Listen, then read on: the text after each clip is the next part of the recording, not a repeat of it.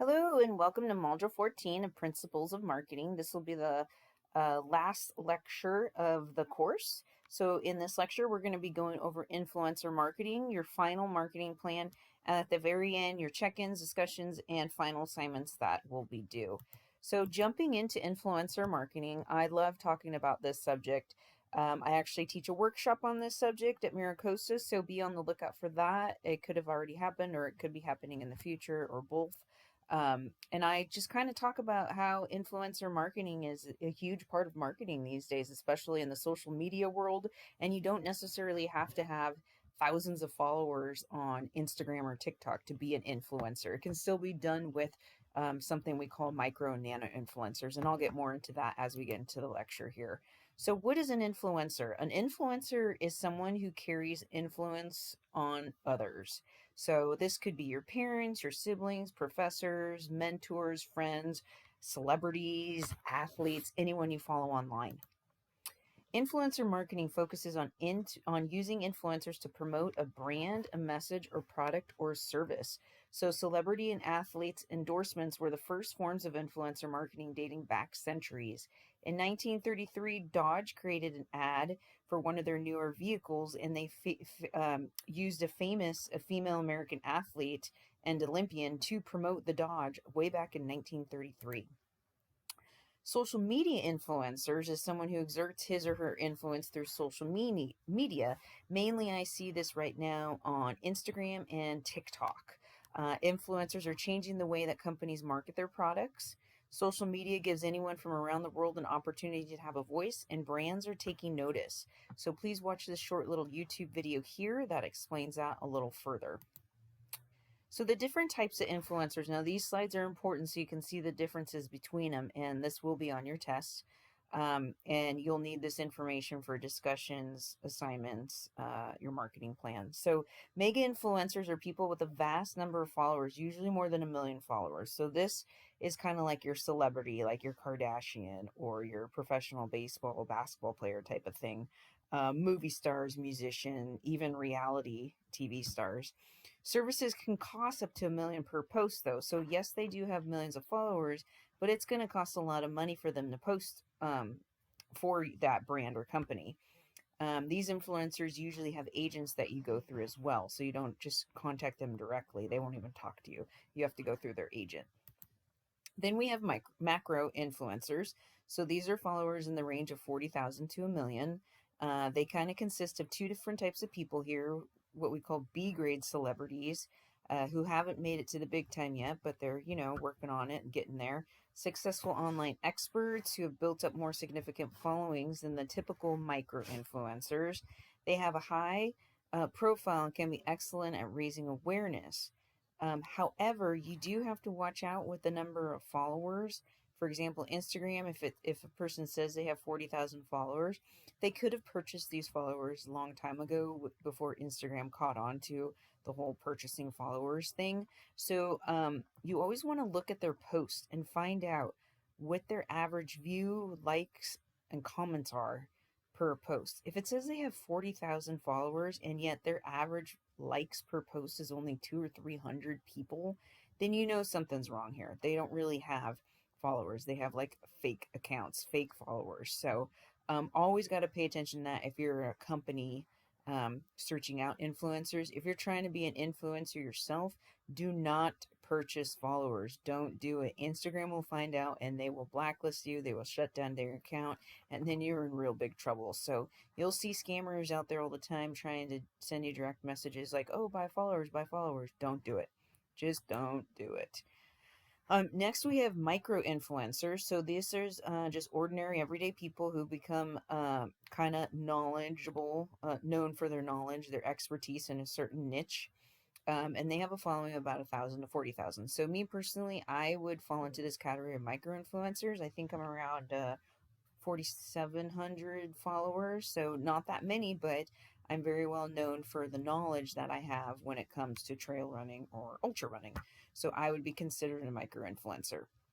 Have usually gained a sizable social media following amongst devotees of that niche, not just the number of followers, but the relationship and interaction with those said followers. may not be aware of the existence of a company before that company tries to reach out to him or her. Company will have to convince influencer of its worth. Micro influencers have built up specialist followings and they will not want to harm the relationship with their fans. So, this is all true. I can say that from my standpoint. I actually have great relationships with a lot of my followers. Some of them I've actually met in person. Some of them are friends because of the community I'm in, trail running, ultra running. If I go to certain events, I will meet Instagram followers in person, and it's actually pretty cool. Also, I do have companies approach me all the time wanting to be an ambassador or influencer for their brand. And I won't do it unless I actually believe in that product or service because I think that my relationship with my following is more important than, making 50 bucks on a post type of thing, as an example. So I completely agree with all of this statement here, firsthand being a micro influencer myself. Influencers are often picky with whom they work with. This is very true. Becoming more common and more famous. Why? Because they're less expensive. You don't have to pay $1 million for a post, and they have a great number of followers. They usually have a really good attitude, and if they like your product or service, they're going to promote it. These are definitely the influencers of the future. Then we have what we call nano influencers. So these are very small followings of less than 1,000 followers, but it's usually involved with this very specific niche.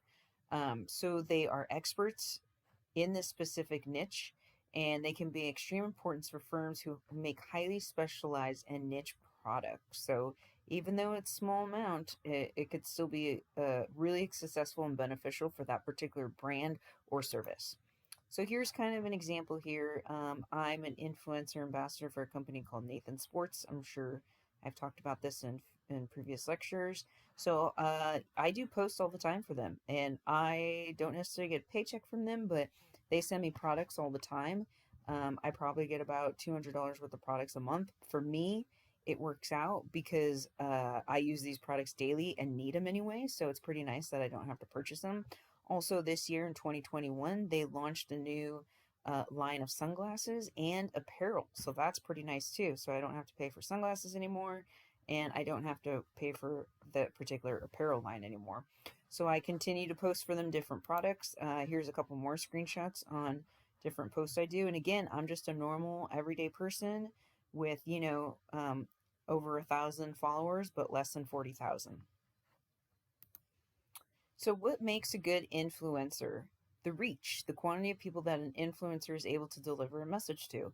Common misconception, and I've said this before already, social media influencers need to have millions of followers. They don't. Reality is the reach alone is not a requirement of being an influencer. There are many micro influencers that have fewer followers but have tapped into a highly credible niche audience. Credibility makes a good influencer, so the level of trust given by followers based on perceived knowledge or expertise on influencers. So, for an example here, I have this pack that I'm wearing here. Because of the pack I'm wearing and my feedback that I wrote on it, people would send me, DM me questions about the pack. Next thing you know, I see a lot of people purchasing the same pack and posting the same pack, like, hey, thanks for the recommendation, like, heard about this pack from you. And it's pretty cool to see that people purchase products because they saw that I was posting about it. Also, what makes a good influencer is the authenticity. So a good influencer generally believes in that brand and that they're promoting what it stands for. There's 3 or 4 different companies that make this similar product, and I promote this particular brand because I personally like it and it works for me, and I think it's a good product and a good company to work with. So I'm very authentic when I post about these things. Activity: influencer must be active on social media, publishing content daily or weekly. I use Instagram platform for all my influencer work, and I post once or twice a day depending on how much content I have. I also do a lot of Instagram stories, and I just started getting into reels. So I'm very active on social media. Engaging: when followers mention the influencer or ask questions, it's important to acknowledge followers by liking or commenting back. This can be time consuming, and it can also be frustrating at times because sometimes you're asking, you know how they say there's no such thing as a dumb question? Well, there is, let me tell you. There is such thing as a dumb question, and I get them all the time. But you got to be nice and patient and respond back to them, and in a timely manner, too. And the more people engage with you, the more that they're going to follow you, share you with other people, and purchase the product or service that you're promoting. So some of the benefits of influencer marketing are increased exposure, brand awareness, improved search ranking, more credibility, effective reach a target market, and new leads and conversion, which are the most important, right? But you're exposing yourself and you're promoting your brand through other people's channels, through their demographic, their target market, which just expands your target market and your demographic and your audience base.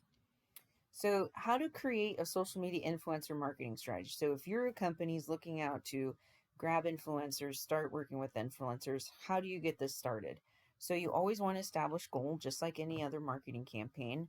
You want to establish specific key performance indicators, or what we call KPIs, for each goal so that you can measure the success of the influencer marketing strategy. Step two is to determine who you are trying to influence and the channels they are on. So you choose your demographic. Say you want to promote to trail runners. What channels are they on? Okay, they're on Instagram, they're on Facebook, just for simplicity's sake here. Step three is identifying influencers that your target market will trust. So the goal is to reach out to the largest audience possible. A big name celebrity may be the right fit, but it's also going to cost you a lot of money. So say you're Nathan Hydration, this pack company, and you want to find influencers, ambassadors, and you have a medium-sized budget. So you might find a couple athletes that may not be huge but are pretty well known, and the rest you grab ambassadors, maybe run leaders, race directors, people that are involved in the community that have maybe the 1,000 to 10,000 amount of followers, and maybe that's kind of your budget for now. For a more targeted approach, brands may choose to work with micro influencers who can be more cost effective and achieve similar results. So maybe you have a total of 10 influencers, 2 are big athletes that cost a lot of money, and 8, you just give them products, as an example. Step 4 is to, before reaching out to a potential influencer, monitor what he or she is saying and decide the best way to engage with them. Share, like, reply to an article or blog he has written, provide feedback or praise a blog, social media, post with a comment. It's always nice to start a relationship with them first, and if you can meet them in person, even better. I know that's kind of easier said than done, but it just depends on the demographic and the people you're trying to get as an influencer. Step 5, reaching out to discuss a potential partnership. Partnership benefits of influencers could include financial compensation, free products or services, sponsorship, or exposure to brand audience. Step 6 is to incorporate influencer marketing into your social media strategy. So influencers might promote content by posting on their own social media channels, share content from the company, guest blogs, speak at events, participate in account takeovers. So not only are you posting on your channels that this person is an influencer ambassador for your brand, but the person is also posting on their channels, and you can do different marketing campaigns. Like they could do IG takeovers are huge. Or you just if you're at an event, you have them take over, have them be a guest, have them do something, do collaborations, giveaways, contests. I mean, the list goes on and on of all the ways that you can incorporate your influencer marketing into your strategies. Step 7, reporting and analytics. Influencers should provide detailed results for engagements, presentation, impressions, and followers. Measure both quantitative and qualitative results. Was the target market reached? If so, what was the total audience reach? Was there an increase in website visits, inquiries, and sales? How many influencers posted about the brand? So it's always great to look back and analyze all the details and the analytics and the data that you're receiving. You have all the tools to give you all this data, so you need to analyze them and see how you can move forward and how you can grow with your influencer marketing campaigns. So here's an example of a great influencer case study. I love using this one because I'm a huge dog person. So Dyson is a vacuum cleaner company. Pretty expensive vacuum cleaners. I would say anywhere from like $400 to $800 for vacuums. I don't know the exact price, but they're kind of up there. Me personally, I don't pay more than $200 for a vacuum, but that's just me. So they use dog influencers that feature a playful tone. Pets make a natural fit for Dyson, a brand who features landing pages directly speaking to pet owners. They actually have a couple of vacuum cleaners that are, directed toward exactly pet owners and picking up pet hair. Heavy duty chores, including the cleanup of inevitable pet fur and other messes. So yeah. So they put on an influencer campaign, and if you want to watch the Instagram story here, with this campaign, they use dogs only. in their Instagram stories, videos, and photos. So you guys got to watch this video. It's super cute. So the goals of this influencer marketing campaign was to raise awareness of Dyson as a provider of products suitable for pet owners, create and improve brand affinity between Dyson and pet owners, provide positive social media engagement among Instagram audience, so see how they chose their platform here on Instagram, approach, so channel, Instagram, influencers, pets and pet owners. So these were the pet influencers that were used in this case study. I think this case study was done about 3 years ago, so I'm sure these people have way more followers. And here's a link to view every single one of these. You guys got to view these, just the cutest dogs. So little Leo the Morkie, Agua the Corgi, Izzy the Frenchie, Forrest and Jameson, Fish and Chips. So these are all the different pets. Obviously, they're run by humans, and these are the amount of the followers for the campaign. So what they did was these pets did post. They chose what they wanted to write. They created the content themselves, so it was very authentic. And they just had to have a vacuum cleaner and talk about Dyson in their content. So all these people with all these huge followings did post on the Dyson vacuum cleaner. So this case study evaluates Dyson's Instagram influencer campaign strategy from March to November of 2018. So I was right, 3 years ago. Dyson recruited both macro and micro influencers, so big and small. The campaign almost exclusively utilized dog influencers and centered around Dyson's effectiveness in cleaning up after house pets. The sponsored posts typically had an upbeat or comedic tone, and influencers expressed their satisfaction with Dyson's product. The tags Dyson Pets and Dyson V10 were used, with influencers expressing creative freedom by depicting their cleaning chores. What a fun influencer marketing campaign. So this combined results from 25 analyzed posts, so just a small sample size. Social reach, Instagram followers targeted at 1.278630 million. Engagement, likes, comments, average engagement rate, 10.78%. So these are all the analytics. So the takeaways of this particular marketing campaign: Dyson branding leveraged a range of influencer tiers. Influencers incorporated personal messages in their posts, highlighting their individual creativity and appeal. Instagram dogs were the primary influencers targeted by Dyson in an effort to create positive engagement with other dog and pet owners. Light and comedic tones were common themes in most posts, while brand tags used by influencers were consistent. And when it comes to tags, anyone can join in and use these hashtags. I could have been using my Dyson and made a cute little post with my Dyson and my dog and use these same hashtags here to join the community. So that is case study for Dyson, and that kind of concludes our influencer marketing campaign. There's a ton that we could talk about influencer marketing, but this is just the basics here. So again, I encourage you to attend any workshops that I teach. I always send them out. The MiraCosta College sends them out as well. So Module 14 assignments are your Check-in 8, which is favorite beverage, Marketing Plan Step 5, which is budget and metrics, and your extra credit assignment blog. I highly recommend doing an extra credit assignment. It's super easy. It's a fun topic for your blog, so please do it. It's always great to get those extra credit points in there.